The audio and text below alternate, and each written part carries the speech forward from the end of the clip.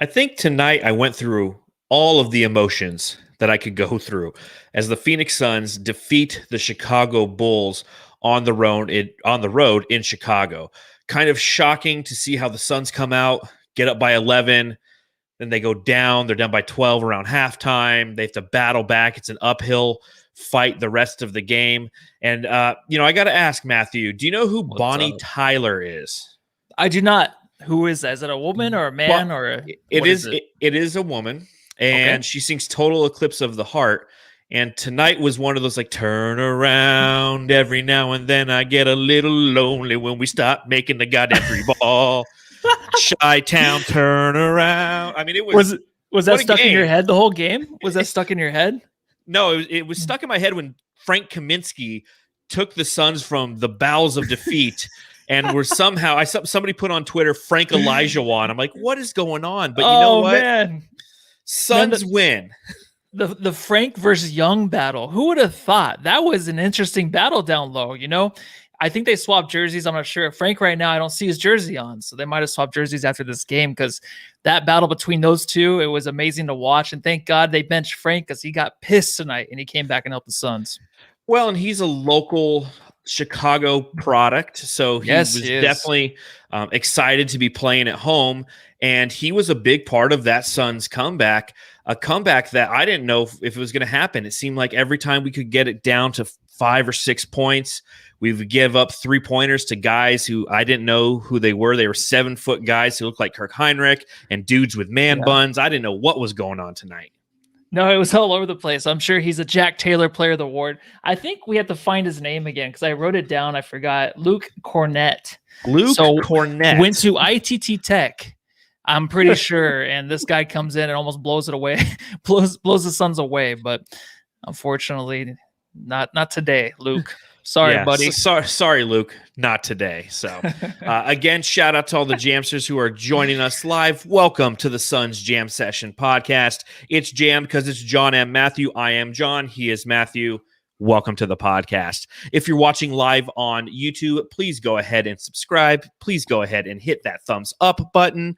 And if you are listening on the Brightside Podcast Networks, please subscribe, rate, and review. You can follow me on Twitter at Darth Voida. You can follow him on Twitter at Matthew Lissy. And you can follow the show on Twitter at Suns Jam. So it is a Friday night where the Suns somehow, some way turned around. So crack them if you got them, Suns fans. I don't know if you have anything, Matthew. Something. Always from now on, I got to pull myself together, dude, and bring some beers on the show. What the hell am I doing?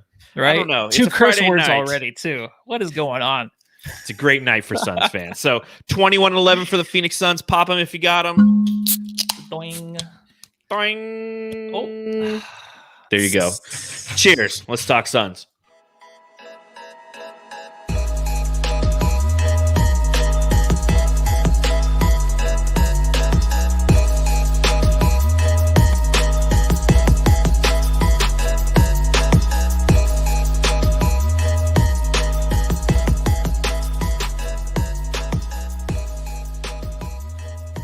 The Phoenix Suns go to Chicago and win by a score of 106-97 in a game that it looked like they were not going to win. It wasn't a pretty game overall. This is a team that we are used to seeing knock down shots. They weren't knocking them down for the majority of this game, or at least the middle of the game. Matthew, how weird is it to see Phoenix miss shots when they're the team in the NBA who's currently number 3 overall in field goal percentage? It's interesting, right? Because everything was really short, especially for Booker. Mr. First Quarter came out. He was getting his shot. They just weren't going down. They were very, very short, but it was like that for a lot of the team. They couldn't find anything. Then what you got to do is you got to feed the beast, and that's Ayton. They kept it up all game. That was perfect. That's exactly what they needed to do. But just getting off their shot, it was tough to watch. It was tough to watch because even the Chicago Bulls themselves weren't shooting that great from 3. They weren't really doing that great on the offensive end, but the Suns just couldn't do anything. And it was tough to watch at first. You thought it might be one of those games where we talk about trading Ayton. Frank the Tank sucks. Why isn't Frank starting? All this stuff. Well, we're probably going to talk about that. But it turned out very positive. 6 great minutes for the Suns. That's all you needed. That's what great teams need to do, and that's what they did tonight, right? Absolutely. And I think that the fact that the Suns know who they are on defense goes a long way for this team, because on offense, they were having a hard time finding themselves in this game. I like the fact that they went to DeAndre Ayton early and they went to him late. And in the middle of the game, they just kind of lost their way. But this is a game where they shot 6 for 22 from beyond the arc. So not a good performance there. That's 27.3%. They were having a hard time with ball movement. They were turning the ball over a little bit, although their defense was forcing the turnovers for the Chicago Bulls. The Bulls ended with 19 total turnovers, and the Suns had 24 points off of those turnovers. That makes up for the disparity behind the three-point arc, because the Bulls outshot the Suns by 6. They had, essentially that's 18 points that they outscored us by beyond the arc. So it definitely came down to defense. It definitely came down to that fourth quarter, the last 6 minutes. And this team knows who they are in that last 6 minutes of a game. That's something that we have not seen in years with this team. When it came down to close games and opportunities to go forth and try to win those games, the team would become stagnant on offense. They would allow defenses to get out on fast breaks and score easy points. You're not seeing that with this Suns team. No, you're not. And shooting the three, it wasn't going in. So they were 1 for 9 in the first half. And it was stay away from it. And they didn't jack them up. I feel like last game they were actually trying to jack it up too much. It was, excuse my language. I thought they were doing too much to get that to go down, because I feel like they had nothing. But tonight they still had nothing. But it was it just seemed like the game plan was hang in there, right? Our bench is matching their bench. Our bench maybe was doing better than their first team offense. Let's keep it together. Let's keep it close. Keep it by 10.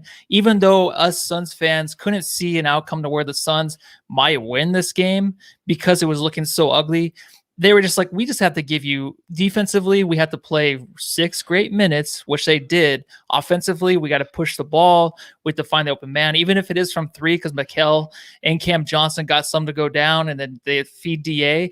But in the past, I feel like even last game, they were just trying to shoot the 3. And I'm so glad they kind of stayed away from it. It's an ugly percentage, but the attempts up there were short, right? It wasn't like they were trying to put a 35 this game. And I love to see that, man. It's just adjusting to what they need to do against, a Chicago Bull team that's might be in the playoffs this year, but they're still in the East. They're still a lesser team than the Suns.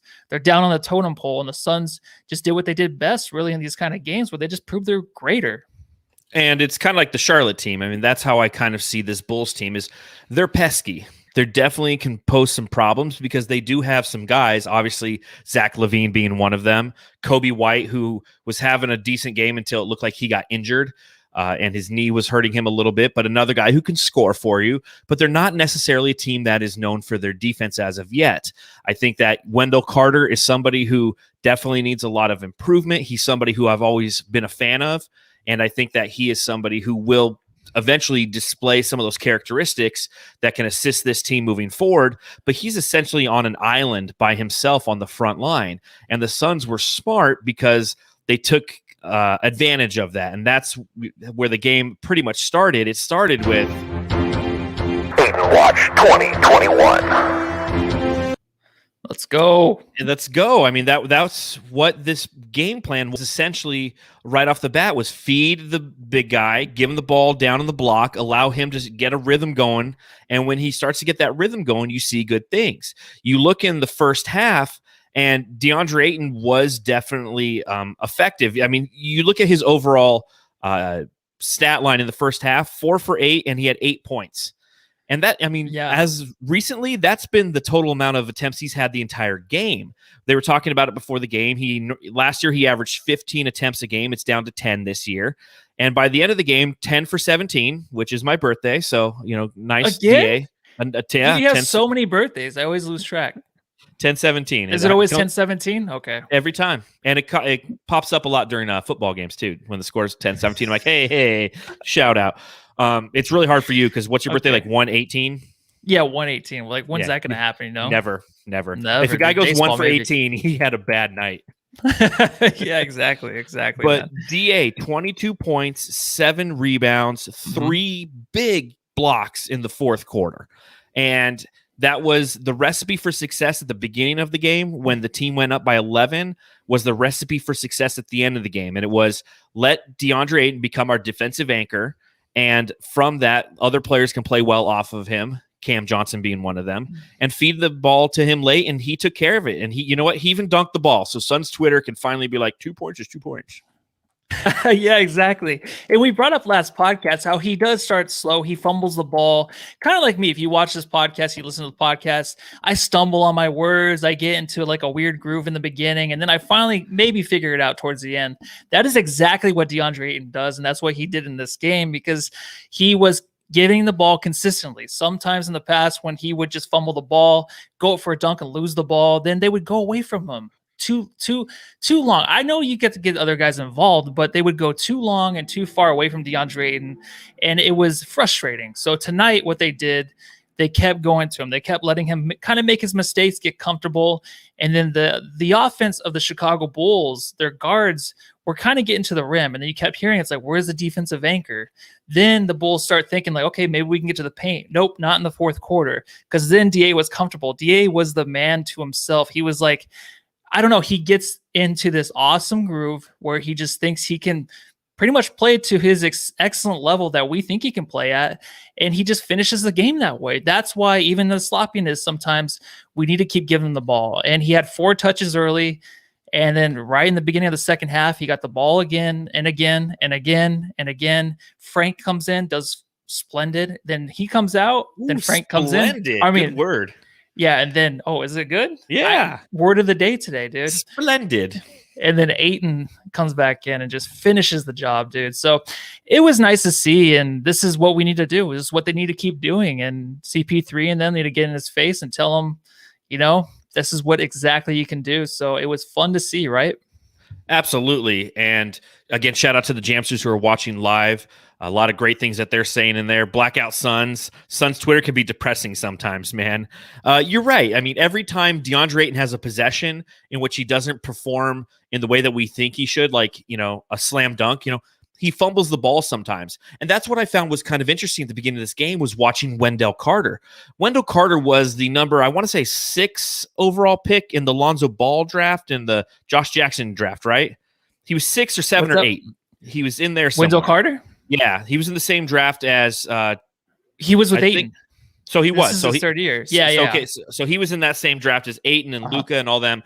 And he's somebody who, again, is still maturing as well. And you see that he had a lot of those same characteristics early in the game. The Bulls and Kobe White would is it Kobe or Colby? Colby. Well, I think it's Colby. Colby, yeah. I'm sorry if I was saying Kobe. I say it too quick, and I'm like, it's Colby. So it's Kobe White. Way, I bet you.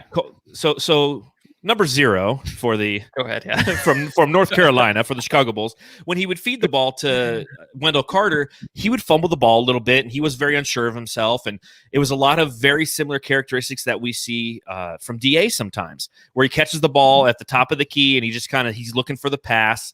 And the difference is he was like the number 6, 7, or 8, and I always forget which pick he was. But, that's the difference between him and DeAndre Ayton. DeAndre Ayton was the number 1 pick. Therefore, he should be David Robinson by 7. now. Sorry. So he was the 7th overall pick in the 2018 draft. Right. And that's the difference between him and Ayton. Is because Ayton was the number 1 overall pick. He is meant to be David Robinson, and he hasn't been there yet.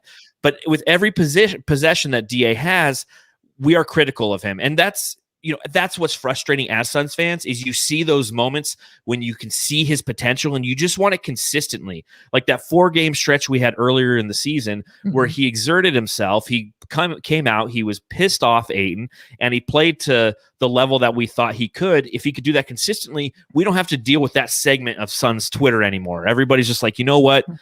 DA is what we need him to be. Let's direct all of our negativity to Abdel Nader now or whatever.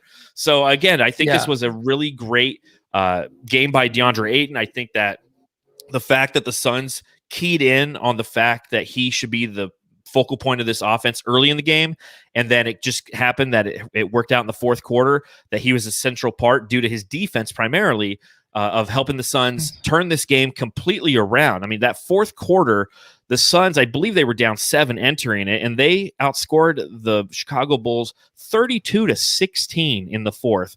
and they end up winning the game by 9. I mean, what a fantastic performance by the Suns and DeAndre Ayton.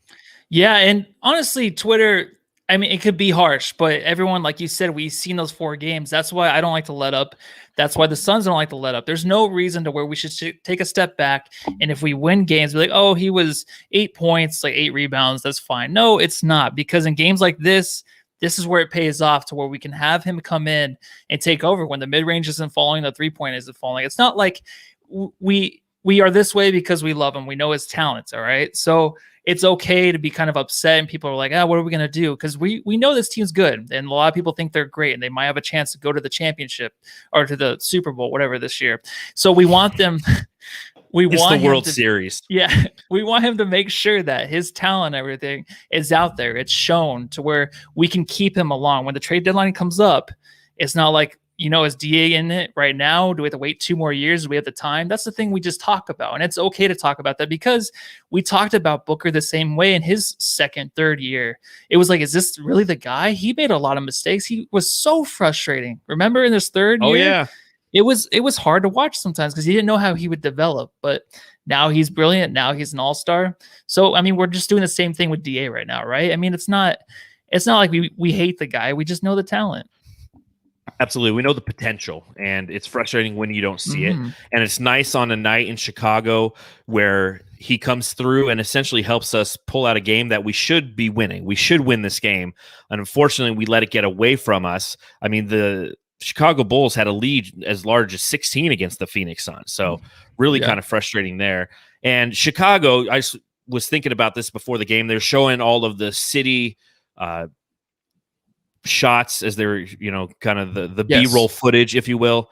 I don't know if you've ever, well, I do know, but you've never been to Chicago. Never been anywhere. Tell me, I heard Chicago. You went to Tucson once. I love Chicago. It is probably outside of like Huntington Beach, California, and Maui for vacation. I go there on like vacation. Chicago is an amazing city. It's beautiful. It's dangerous at times, but I absolutely love that city. I miss it. Every year I go there for work, and I haven't been, obviously, due to COVID-19 restrictions. I won't be going this year. I didn't go last year, and I actually missed it 2 years ago because I was moving, so I couldn't go there for the NRA show, and that's the National Restaurant Association show, not the National Rifle, whatever that is. But yeah, absolutely beautiful city, great food. Right there on Lake Michigan. So I always love when they have that B-roll footage and they're showing it of Chicago. It's just, it makes me miss it so much. But at the same time, I've been to that arena. You got Michael Jordan out front, and, that's the house that Michael Jordan built. And I know this might be me, and maybe people in the chat can fortify this, but did the rims look different, or was that just me? Like, I feel like maybe it's the net. The net was shorter or a little bit more full. I don't know. It's just, or maybe it was just the fact that every shot Booker was taking in the first quarter was coming up short. And even though he had like 10 points, it was on like 4 of 12 shooting or something. Yeah, 5 of 11. Yep. No, you know what? I mean, if you're just being funny, I don't know. Are you serious? Are you really asking me? I was like looking at. No, I don't think they looked any different. I think the shots coming out of the Suns' hands looked a little different. Like the releases weren't as nice. But there was no difference with the rims, though, John. I think they would have noticed and complained and probably got a technical, and Booker probably wouldn't even get a foul. No, I just think that it's like, the net is a little bit different. The rims are the same, but I feel like the net. Oh, maybe the net. Maybe the net. Maybe that's just me. Like, I'm literally going to take the advanced stats footage from this game. I'm going to pick a possession, and then I'm going to compare it to like something against Phoenix. I'm going to transpose it over, pacify it down, and see if the nets are longer. Was it shorter? Was it like a little? Yeah, it looked shorter. Oh, you know what? I hate it. It looked like John Stockton's shorts in the mid 90s. Hey, those are coming back. So they've been back for a little bit. Yeah, they've been back. Not that short, but they're coming back a little bit shorter. So speaking of Devin Booker, he's somebody who I was talking with somebody on Twitter. I think the Suns. Uniform Tracker, that Twitter handle, was asking about kind of what is Devin Booker's splits per quarter. And we talked about it a little bit on the last podcast about how we get aggressive Booker. It's great that Monty deploys him early, and then he kind of goes into playmaking mode. And then, where does he kind of end up from there? And the splits coming into this game is he has 8.9 points per game in the first quarter, 3.7 points per game in the second quarter, 8.1 points per game in the third quarter, and then 5.4 points per game in the fourth quarter. And I thought that was interesting. And if you sit there and you add all that up, you realize it doesn't equal his average of about 25 points a game. That's because he only played 24 games in the fourth quarter, whereas he played 27 in the other ones, but math, whatever.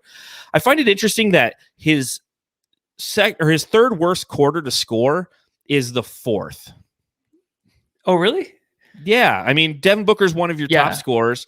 He's somebody who you look to close games out. And again, maybe it's because we are such a team-centric brand and that brand of basketball that he doesn't need to.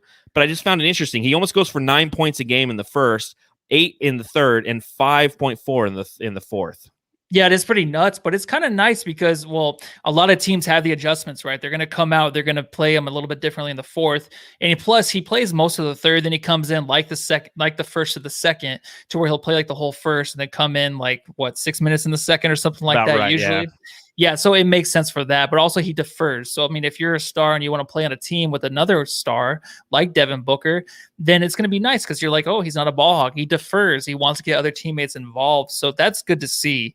But I think it's just a lot because he doesn't come in. He doesn't play too many minutes in the fourth, but maybe the last 7 or 8 minutes. And plus he's deferring. The adjustments are there. And I mean, if we have Ayton going, we have Chris Paul. We've had so many games where Chris Paul, too, is closing out. So I think that has a lot to do with it, too. But I like how it jumpstarts them, right? Each half, the first quarter, jumpstart the first half, and then the third quarter, it jumpstarts the Suns' offense again, going towards the end of the game. So I enjoy that. I mean, do you have issues with it, or is it just interesting to look at? No, it's just interesting when you start to analyze statistics. Every now and then you come on one of those aha moments, like, oh, okay. Interesting. Yeah. It'd be interesting. I haven't dissected, but I wonder who leads the Suns in points per game in the fourth quarter. Yeah. Just kind of interesting.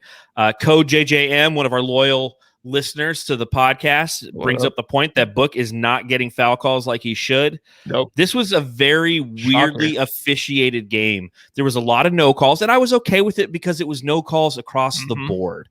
When it's isolation and you're seeing that the Suns are getting the fouls called on them and it's not going the other way, it's actually kind of frustrating.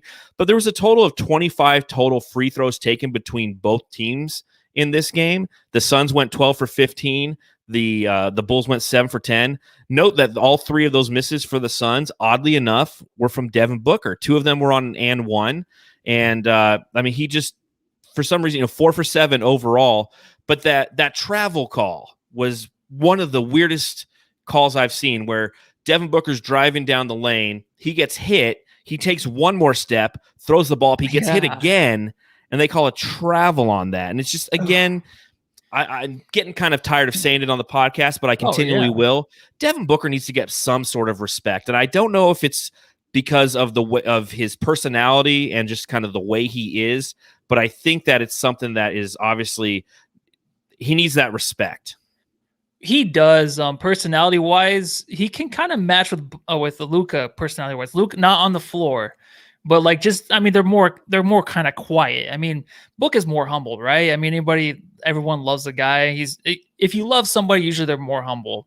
I just assume he is. Luka's kind of the same way, but Luka does complain more on the court. And I don't know why I brought Luka into this, because he's the first one. Him and James Harden are the first one that comes to mind when I think about drawing the foul. This should be kind of like an instantaneous thing with the rest, to where they're calling these just, it's like if he goes up, flails the arms, and there's a body there and an arm that is hunched over and not straight up, it's a foul.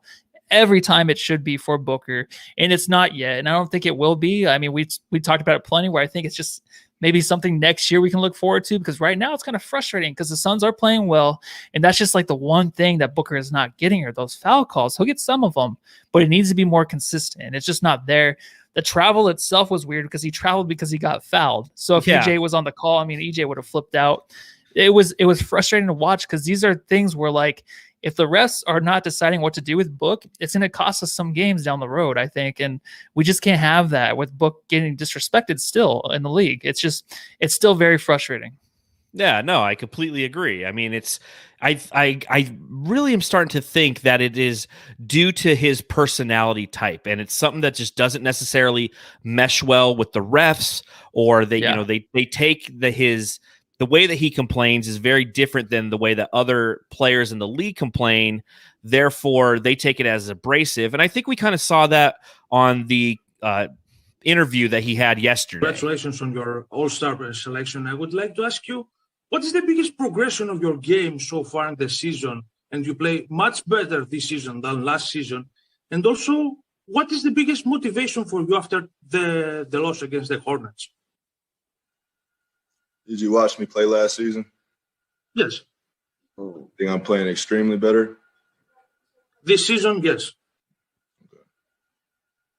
Well, never mind. Next question. So we get that from Booker, and of course that kind of blew up Twitter. Obviously, people who are not fans of the Phoenix Suns really thought that it was kind of an asshole move, that he was being condescending. And we know Booker. I mean, he is a man of few words, a guy who doesn't say much. And when he does, he is very passive with the media. He doesn't talk about his personal life. He doesn't do anything like that. And I think that it's a valid question that he asks. He's like, well, did you see me play last year? And the guy's like, yeah, you're playing better this year. It's like, he's not, though. I mean, I haven't seen him miss. I think he's missed more free throws so far this season than he did all of last year. I mean, so there's so much more of his game that he can unlock. What are your thoughts on all of that? Dude, I am sorry because I don't really get what's going on with that. I've listened to the interview twice, and each time, I don't know why I said twice. I listened to it like 6 times because I couldn't figure out what. I know that didn't even make any sense. But yeah, anyways, I'm sorry. I'll tone it down a little bit. I got too aggressive there. So Booker himself, that interview, I don't even understand what the hell is going on. So I don't know what the fuss is really about. I mean, is he saying that, hey, he didn't start off the season that well and his free throws are bad? Like his percentage is bad? Then what is the issue here? I don't understand. I think it was just miscommunication between the two. So I don't really know what's going on with this one. I'm sorry. I'm just kind of lost to what's going on. Yeah, essentially, he just thought that, he's like, well, how do you feel about playing this year? You're playing so much better. And Booker, I think it was more of Booker saying, like, you think I'm playing better this year than I was last year? Yeah, I feel like he felt like he was being baited into some sort of question, and Booker doesn't play that game. The only time he ever gets baited is by other players, benches, and allows himself to get teed up. So yeah, so he keeps it that way. I mean, he plays the media smart, so I'd be the same way, right? No, I wouldn't. I'd be, if I was in the NBA and I was asked, one media session, I'd be gone. There would end up being a dick pic somewhere or something. I don't know. Something would be all jacked up and you would be gone. Well, let's switch gears here and let's talk about Frank the Tank. Like, God bless Frank the Tank. Like, what the hell's going on this season with him, man? Like, he saved our ass. Yeah, I mean, we had to get used to it in a way. First quarter, though, I thought he was more of a kind of a ball hog, but I guess he was kind of getting his game going. Like I said, Thaddeus Young and him were going head to head on each ends of the court. It was fun to watch, dude. I thought they were going to fist fight at one time, but honestly, I think it was fun to watch Frank tonight because he didn't stop. I think this was like the most shot attempts he's had in one game, but we needed each and every one of them. His moves down low, especially as he has a mismatch, it's nice to see because he actually does take it to the rim. He'll do the little spin-a-rooney and then get to the rim, and it's easy for him on smaller matchups. I don't know why it is, but it's become that way, and we have to expect it from Frank. If you bench this guy after he goes 9-1, or he went 9-1 as a starter, you're gonna pay Suns. And honestly, I was all for the Jay Crowder starting, but I don't know if you stick with that now. Now it's just so confusing. If you go back to Frank, I don't think you can, right? Do you go back to it? Well, it's a lineup thing. I mean, essentially, Dario Saric is out. So you don't have a good, solid backup 5 to DeAndre Ayton. So you have to change the way that you approach it.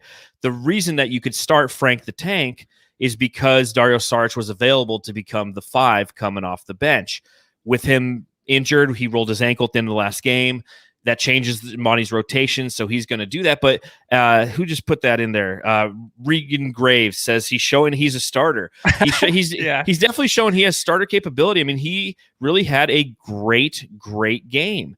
I mean, I don't know how Monty necessarily needs to deploy him, but when he does, he's been showing that he's been valuable. He's had really, really solid games off the bench. Remember that one game he nearly had a triple-double? That was off of the bench. I mean, I really like him actually coming in and assisting that second unit. It'd be interesting to see when Dario's healthy, how they approach that.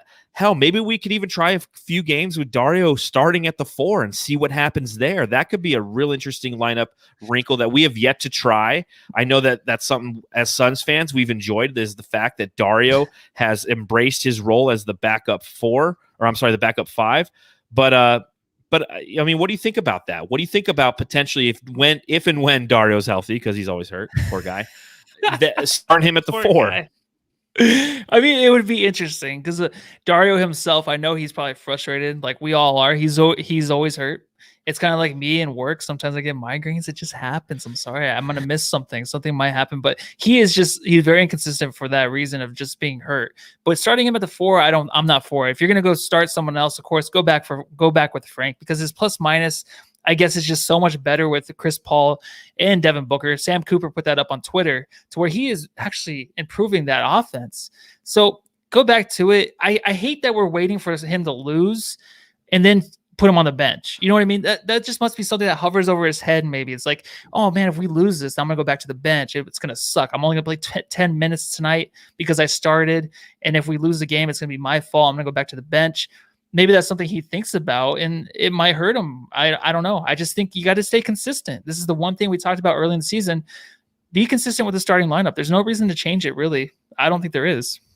Well, they did tonight, and they won. So, I mean, it does all work out eventually, right? I mean, it's I don't know. The fact that the Suns have the flexibility to do this again is something that I'm a big fan of for this team. I think that starting Crowder, they felt, given the fact that the Chicago Bulls have a very small front line, they knew that they could essentially get away with it. So they did. And I think that was a smart move by them. And Frank became our savior. Because again, I mean, starters, it doesn't necessarily matter, because it's about who you finish with and who you have get hot and somebody who can contribute to the team. So, you know, if Frank is starting, you know, and we happen to win, like we were looking in some of those starts, he wasn't putting together the best performances. So I don't know. One thing I did think was interesting, though, and shout out to @SurgingSuns on Twitter, is he posed this question, and he goes, why do you think the pick and roll seems to work better with Frank? What do you think about that, Matthew? Sometimes it just seems, because I know. Go ahead. Oh, sorry. You can't see me though, can you? Okay, so I'm sorry. So I think what it is basically you give more. Yeah, I know, I'm so prissy. You give more attention to Chris Paul on the pick and roll. I mean, if Frank's up there setting the pick and roll and it's not Ayton, yeah, everyone's going to go towards Chris Paul. That's what leaves the entry pass open, I think, for Frank. Whether or not he finishes is what the defensive team knows, because around the rim, he's not very good. He can't get up. He can't really lay it in. He's like a Saric in a way. If there's anybody around him, it's very, very difficult to get the ball up.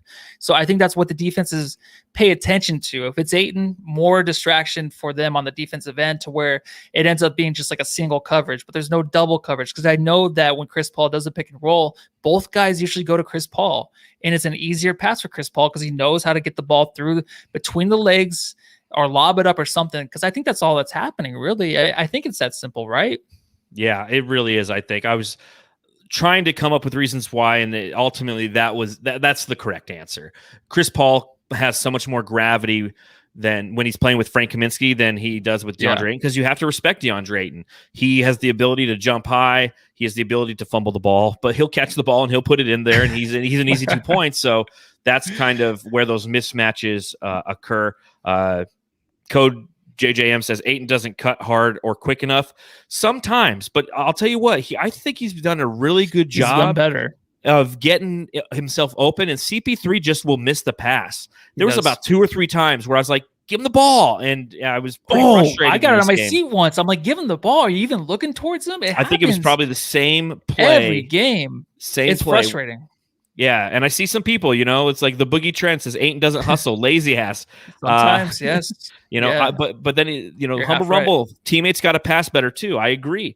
I mean, but Ayton has even a better entry pass than a lot of his own team. That entry pass that he had to Mikal Bridges that led to an and one was an example of that. Sometimes they just don't get him the ball in the place where he should get it. He's cutting, and they throw it down on his thigh. So he's got to reach back, and then he goes up, and it gets hit. And we're like, well, he's fumbling the ball. It's like, it's not necessarily always the best pass. But I do think that he does a good job of cutting. on those PNRs. He's getting better at it. He's picking and choosing when he can be aggressive, and CP3 just doesn't feed him sometimes, and it can be rather frustrating. It can. Yeah, for sure. I mean, I honestly think that he is rolling a little bit better than he was in the beginning of the season, but the passes have to be quick. It's like leading your receiver. You have to lead him to where he needs to go, and I think a lot of it is just that. They're just waiting too long, and the coverage ends up, just being in the way. Yes. There it is. Very, very true. You look as at well. you to you as well. Two is hashtag two as well. We'll pull that up. Yeah, hashtag two as well. There you go. CP3, another great game, 14 points, 15 assists, a plus 28 to lead all Phoenix Suns, whereas Cam Payne had a negative 21. And I think that's something we really have to start to look at is, as much as we love Cam Payne and how he's played up to this point of the season, he really has, since that ankle injury, fallen off. He's come back, he's played a little bit, didn't play in a stellar fashion, sat out a couple more games. And it's a very different team with him on the court. He ends with a total of 2 points on 1 of 2 shooting, only has 9 minutes played. But again, in those 9 minutes, a negative 21. So that team really had a hard time, 1, defending, and 2, pushing the pace and scoring the ball. So Chris Paul, obviously, all-star, the point guard, 15 assists, 6 rebounds with 14 points. A few turnovers there at the end of the game where he would just catch himself jumping and not finding the correct outlet pass. But also his team was like wide open. They'd still pass the ball to him, and he's like, "Oh shit, I got to do something." The shot clock's running out. What do you think about the way CP3's played, and then back that up with your thoughts on Cameron Payne? I mean, these assists are really, really quiet for CP3. We were just talking about the couple of passes he didn't throw to DeAndre, but he has 15 assists for the game. So it's like, do you want him to have 20 assists every game? He piles them up there very, very quickly and kind of quietly too as well. I mean, just like Mikal's defense, where it's just so quiet at some times, you just don't even know it's there because he's just covering the guy so well to where you're not paying attention to the offensive guy he's covering. Cam Payne, though, I really think that there's something off about him. So it's going to kind of suck because if he starts to like trend downwards and it's like, oh, the Halliburton pick, oh, that's really going to hurt us. That's really actually going to hurt us kind of a lot. So he has to pick it up, but he gets in this zone where he can be in the paint. And I think, I would forget, Zach Lowe was on the podcast today with Bill Simmons. I think it was yesterday. He calls it like the dead zone, to where it's like 11 to 15 feet from the basket, to where, who the hell was he talking about? Someone that is so good in that area. I think it's Luka Doncic. He was talking about where Luka's so good in that area to where he's in there and you think nothing's going on, but he can pass it to the guy who's open. You didn't even know was open. And Cam Payne sometimes can be that way. I'm not saying he's Luka at all, but he gets in there and he's just moving around these defenders like they're not even there. And then he can get a shot off, or else he can make a good pass. He's done that in the past. Today he did it once. And I was like, okay, Cam Payne's back. This is a good game. And that was it. That was basically all we got from Cam Payne today. So it does kind of suck because we thought we had the lock, right, with Cam Payne as being our backup point guard. So maybe it's just a few games that he's just not having a good, I don't know. I mean, he's not going to be as consistent as we probably want and wish in the beginning of the year, but he'll be there for us, I feel like, in the end, right? Or else do you think we go a different way? I don't know, and that's kind of one of the questions because it's been kind of a sustained run now. It's been about 2 or 3 weeks since we've really seen a positive Cam Payne performance, a positive Cam Payne game where he's really contributing to this team and providing the assistance that we expect from the backup point guard position. I know that Etuan Moore, although he plays a little bit more of the 2 than the 1 because they like to have him out there with CP3. Then you have Booker with Cam Payne. I think that Etuan Moore might end up getting some of those minutes, or we might start to see a little bit more of Javon Carter. And I think that, and the Boogie Trend does say this, Cam Payne did have that one game where he hit all those threes against Memphis. Yeah, that was a fantastic performance, but it was also in garbage time in the fourth quarter where none of the starters were playing outside of like nobody. I mean, there was nobody really playing for us. So he does have that ability. And we know that from the beginning of the season, but we're starting to see some of those inconsistencies. And that was this is the second game in a row where when he is out there with the second unit, we instantly give up a lead. We were up in our last game. God, who did we even play last? The Horny Hornets. Yeah, the Horny Hornets. Yeah, we were up on the Horny Hornets, and then we give up the lead when Cam Payne in the second unit comes out. And the same, I told Shannon that earlier. I'm like, the Horny Hornets. She's like, that's inappropriate. I'm like, Matthew said it. Like when I used to play my sister Stephanie at basketball when I was really little, at 6 or 7, she's Yeah. like, Suns, I'll be the Horny Hornets. I'm like, what does horny mean? She's just like dribbling the ball and having fun. I had no idea what it meant. She's like, I'm the Horny Hornets. I'm like, okay. So anyways. But anyways, I mean, the past couple games, and this goes before the Memphis game and everything, where the Suns are really inconsistent with Cam Payne's performances, and it's something that I might actually have to delve a little bit deeper into and see what those statistics look like, because it's not stellar anymore. And again, that's one of the things about this team is we're used to consistency, and that's what was frustrating for the second and third quarter of this game, and pretty much, the second half of the first quarter as well, is when we don't make shots, it gets frustrating, and we're used to making shots. We're number 3 in the league in field goal percentage. So when the shots aren't going down, we're like, what's going on? The world is ending. Yeah. But I'm really interested to see, as we near that trade deadline, if Cam Payne continues to have these performances where he's not making an effect on the game in a positive manner, and he's not providing the defense that he's been known to provide in the past, does Monty Williams start to give C4, Javon Carter, a few more minutes? Do we see Langston Galloway and Etuan Moore, that combo, come back? I mean, the beautiful thing is we have depth on this team. It'll be interesting to see how long that leash is from Monty. We know that Cam Payne is one of those guys that he loves. He brought him back. He was with him in Oklahoma City. He brought him back for the bubble campaign. Obviously was fantastic. And we know that he does give his guys a long leash. See Elia Kobo. Yeah, it's tough because I honestly think the bench is depth. The bench is deep. That's correct. Bench equals depth. It is deep, but what you like to see is them kind of maybe play through it, because I don't like it to where, okay, so a guy has 2 or 3 bad games. Agreed. I mean, Dario Saric is that guy where he'll have 2 games that are bad and then come back and just play 2 solid games. So Cam Payne hopefully is that guy. If not, maybe he's a trade piece, maybe he's not. But I'd like to see him just be consistent with him. And I think Cam Payne, he's more of a playmaker too than I think he is led to be. I think that a lot of people are kind of overlooking that, and I think he is too as well. I think he can be that guy with the second unit and like in the beginning of the season, to where he can lead the second unit.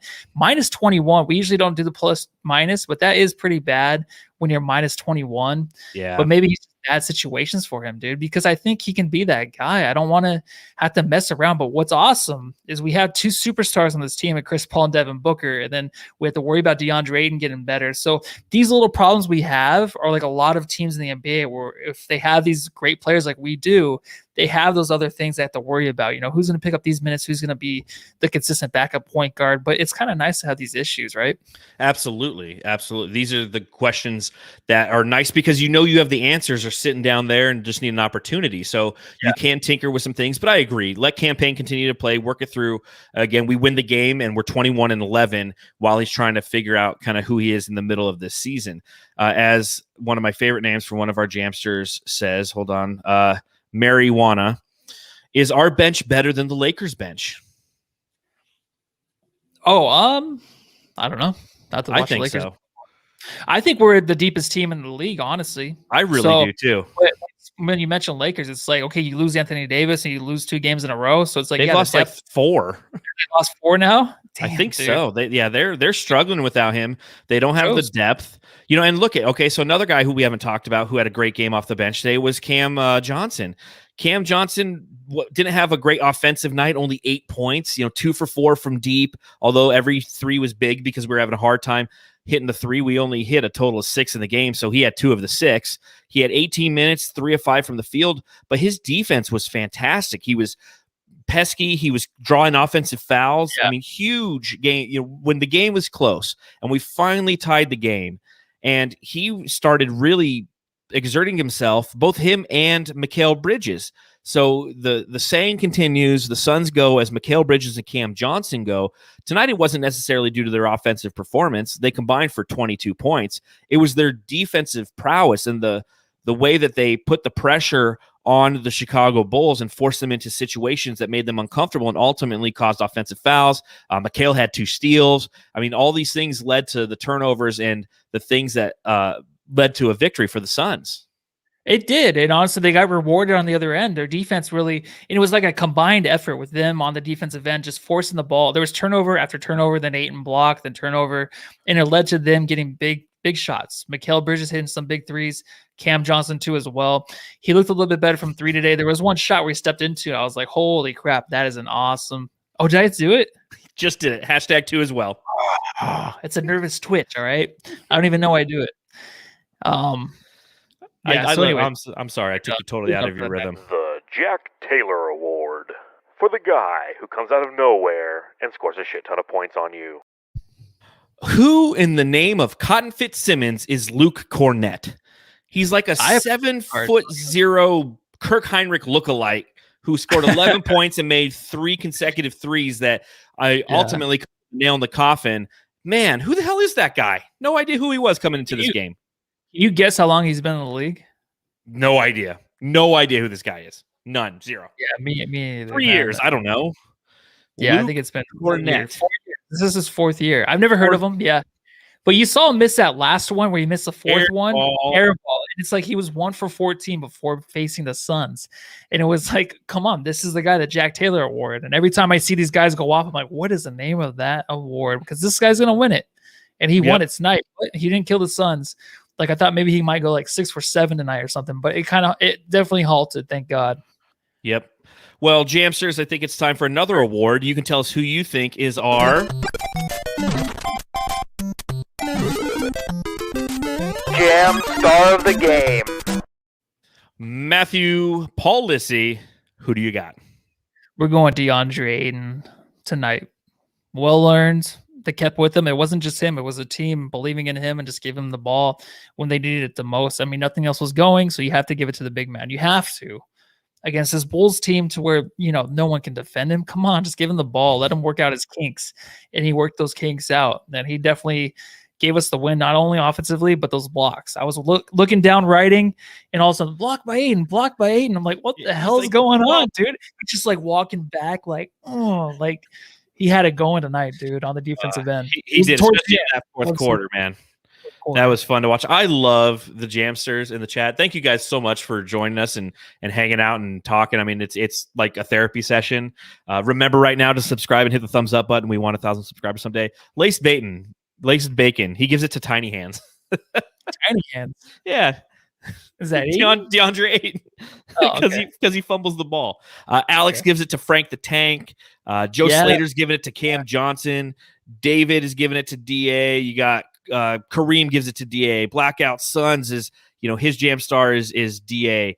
We've got a lot of DAs in here. Down the line, let's see. Blaze gives it to DA. 4th quarter Ayton. I like how Mario Lopez put that. 4th quarter and the beginning of the game. I mean, he came out aggressive too. I really think that DA had a solid all-around game. Jones and Since 80 said CP3 with the 15 assists, and you could do that as well. I mean, the nice thing about one of these games is there's not a lot of guys who you can't it was a team effort. It was turn around. It took everybody's who did a Big Dick Ayton from Muhammad. Love that one. DA, Chris Paul. So Benjamin says it's 100% Chris Paul this game. Logo Frank for the Boogie Trent. So got it. Travis got to go DA. So a lot of people kind of going both ways. I'm going to give it to DA as well. I am one of those DeAndre Ayton apologists. I love him. I think that he has so much potential. I'm frustrated along with you, Jamsters, when he doesn't dunk the ball sometimes, when he lays it up and it gets blocked and he could have had an and-1, or he doesn't rotate, when he doesn't guard James Harden right. It's funny. I'm gonna just throw a little story out there. I got this new shirt today. It's a Mikal Bridges Valley shirt that I'm wearing. Just really quick before you go into it. Yeah. So we always say, we say Big Dick Book. Chris Paul is Big Penis Paul. Mm-hmm. Ayton can be Anteater Ayton. Anteater? Yeah, Anteater. The big nose. All right, never mind. That didn't work. So go into your story, dude. I'm sorry. How am I supposed to follow that up? We just lost like 10 viewers on that. Wow.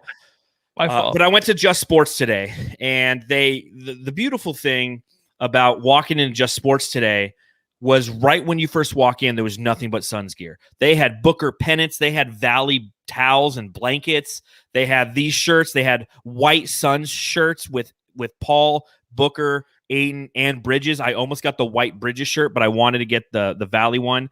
And for so many years, the Suns stuff was like in the back on a rack on the NBA rack. So it's like, it's one of those four-armed racks, and like two of them had Sun stuff, and the rest of the stuff was like other like Lakers and Clippers and other teams in the NBA. And it was just so pleasant. I literally walked in. I said to the guy, I'm like, all right, the Sun stuff's up front. Fantastic. And the guy who was working there was like, yeah, it's a really fun season. I'm like, it is. And when I was checking out, he started talking about the Suns with me. And one of the things that he said was, God, that game against the Nets, or he goes, what'd you think about the Hornets game? I go, yeah, LaMelo Ball is fantastic. He's like, yeah, well, DA did a horrible job guarding him at the end. I'm like, yeah, I mean, it's like, it's LaMelo Ball. It's the same thing as the Nets game where Harden blows by DeAndre Ayton. Like, you can't get frustrated at that. That's an elite guard blowing by. He'll blow by anyone. I mean, I'd like to see anybody try to guard him, but I digress. Again, if you live in the Phoenix area, go to Just Sports. They got all their great. What's that? Jump over the counter and punch him, or is there plexiglass in the way? No, there was no plexiglass, but I was just like, whatever, man. No, but shout out to Just Sports, man. They were, it's nice seeing them put all the Sun stuff up front. I can't wait till it's okay for everyone to go back to the bars, because maybe they'll actually show a Suns game. So, next on our docket of things to do is to guess what? It's the guess what segment. So we asked this question before we played the Bulls: who would have more 3-point attempts? Would it be Cam Johnson or would it be Jay Crowder? Matthew, I don't remember what we said because I never do. But Cameron Johnson had more 3-point attempts. I said 4, and I said Cam. And Cam went 2 for 4, and Jay Crowder went 1 for 3. So take that. Over under points for Zach LaVine, 28.5. You said over, I said under, and Zach LaVine ended with 24 points. So then I must have said over. Yeah, you said over. All-star, and the Suns can't stop all-stars. Exactly. I'm surprised he didn't go. I feel like he got 24 points, but I feel like could have went off anytime he wanted. But yeah, and for some reason he just didn't necessarily do it. I mean, 9 for 16 shooting, 24 points, 4 assists. Again, he had an efficient night. You compare that to Devin Booker, who had 22 points on 24 shots, 9 for 24. Just was not going down for Booker tonight. Did not look all-star-esque, if you will. But LaVine never really kind of got into that rhythm, and I credit the Suns defense for trying. Yeah, I think it was just him kind of deferring. I mean, that's his next step. He's a great scorer, great dunker, whatever he wants to be on the offensive end with scoring wise, but he wants to be more facilitator, I think, this year too, and that's what got him in the All-Star game. Yeah, and I think he was trying to get the rest of his team involved, and they were helping him at points. I mean, again, the Suns closed out that fourth quarter so well, and that's why when we asked who wins, Suns or Bulls, we both said the Suns, and we were both correct. So that moves our records on the year to 10-7, and Matthew's now 12-5. So I got a couple games to make up.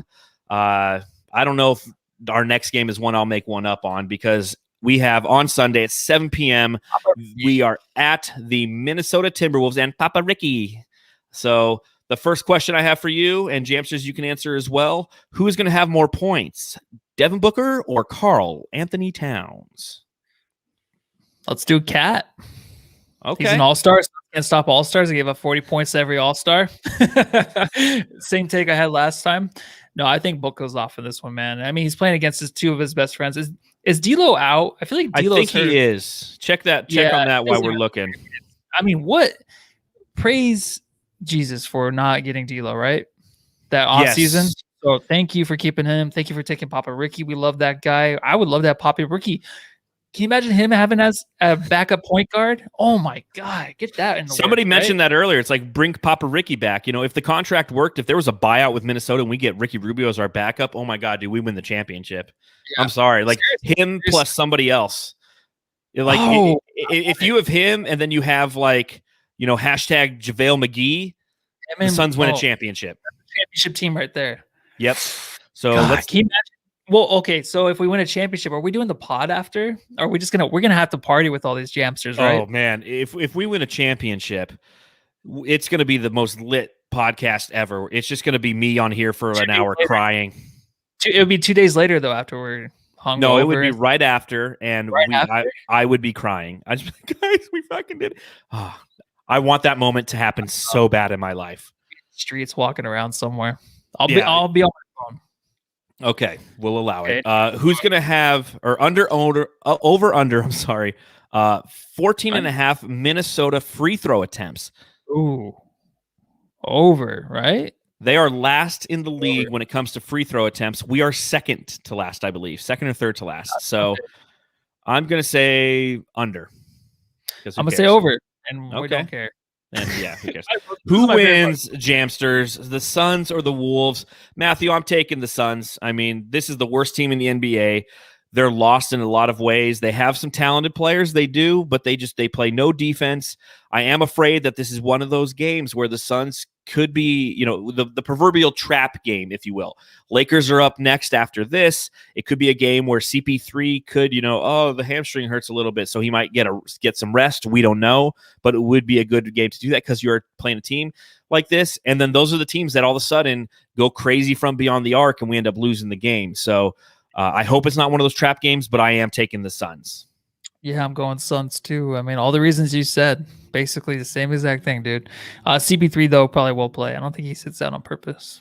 Yeah, he's not one of those guys. He's not one of those rest guys and then come the playoffs when we need him. We'll see. So I said that. It's all good, man. It's all over. It's all over. Fuck. I mean, that's all I got to say about that, man. Well, I think that's going to wrap it up for this edition of the Suns Jam Session podcast. We will be live after the Minnesota Timberwolves game on Sunday. Really looking forward to that game, though, because I do like Papa Ricky. I do like what do you think of Minnesota's uniforms? I haven't watched one game, but are they the same uniforms as always? Are you talking about the green ones? Well, they have their city edition ones, which are different every year. I think they just say like men on them, but they're always. I wish they'd have kind of the old, their old ones, like the Ray Allen ones. Yeah, they got to switch it up, but yeah, the uniforms are fine. But I just want to say I love Papa Ricky. Sorry, I do miss him, but you know what? I'm okay with CP3. Okay, me too. I mean, the beer 21. What's that? One beer I drink is hitting me. Get a little buzzed. I know. You keep talking over me. I know, it's rude. No more beers. No more IPAs for you. Stick to the Coors Light, man. All right. All right. So again, Suns 21-11 going to Minnesota, who I believe has 7 wins. So it should be one of those games where the Suns dominate. Really looking forward to that. What up, fellas? Fellas, again, thank you to everybody who decided to hop on here and join us for the podcast. You loyal Jamster listeners, you are appreciated. Make sure that you subscribe to the pod. Make sure you're hitting the thumbs up button on this podcast. Let your friends know. The goal is to one day hit 1,000 subscribers. That would be fantastic and awesome. You can go ahead, if you're listening on the Brightside Podcast Network, subscribe, rate, and review there as well. You can follow me on Twitter at Darth Voida. You can follow Matthew on Twitter. Matthew Lissy. And you can follow the show on Twitter at Suns Jam. Again, shout out to everybody who joined us. I think that's all we have. Matthew, I know you need to grab another beer because it's Friday night and turn around. Every now and then Matthew gets a little drunk when he has one fucking IPA. Turn around. Go ahead. I'm done. I'm done too. Everyone go home and love your family. Amen. Take care, everybody. Have a great night.